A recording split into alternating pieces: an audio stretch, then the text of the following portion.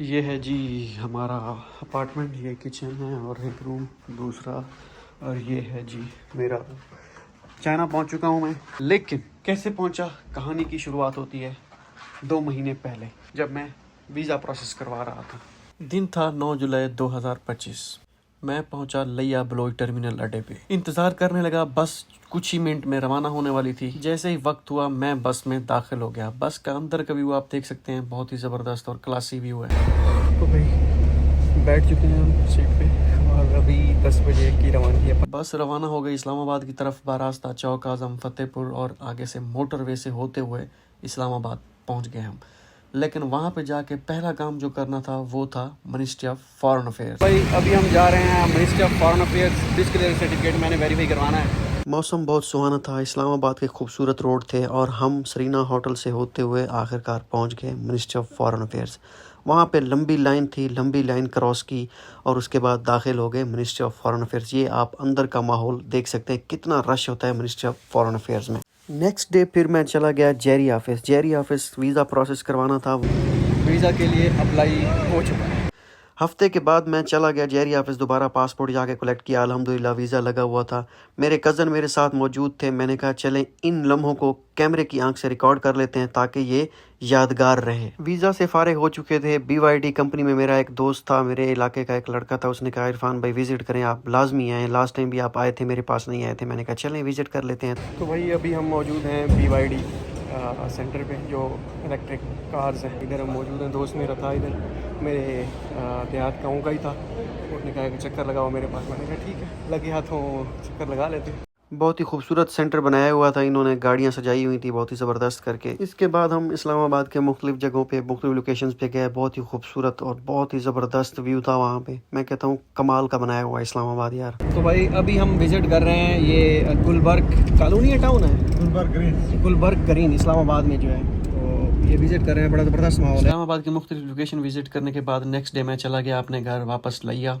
अब वीज़ा लग चुका था, अब थी बारी शॉपिंग की। शॉपिंग में सबसे पहले तो मैंने शर्ट्स, ट्राउज़र वगैरह ये सारी चीज़ें ली, क्योंकि ये चीज़ें बहुत इंपॉर्टेंट होती हैं। मैंने थोड़ा सा सामान लेना था क्योंकि बाकी सारी चीज़ें मैंने चाइना से ही आके बाय करनी थी, ठीक है। उसके बाद मैं गया पैंट शर्ट जो जीन्स की उसके लिए अलग शॉप थी, वहाँ पे गया, वहाँ से चीज़ें वगैरह बाय की।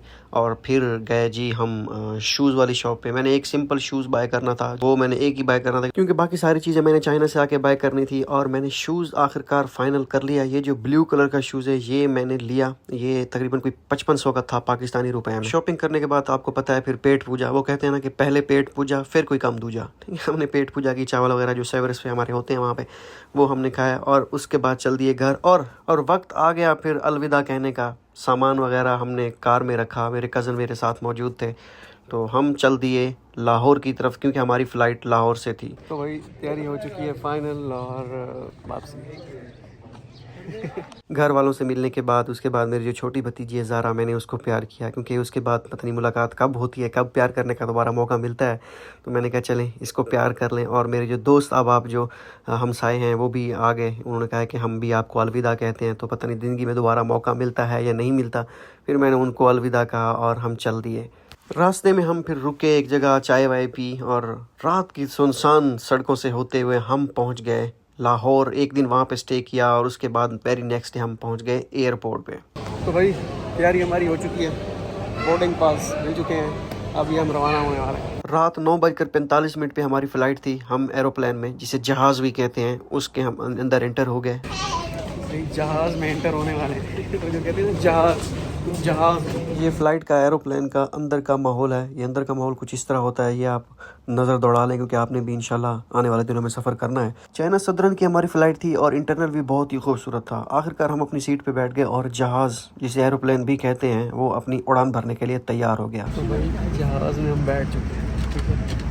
जहाज़ उड़ान भरने वाला है। रात की तारीकियों में से गुजरने के बाद, बादलों में से होते हुए जब अंधेरा छट चुका था, हम पहुंच गए आखिरकार ग्वांगझो इंटरनेशनल एयरपोर्ट पे।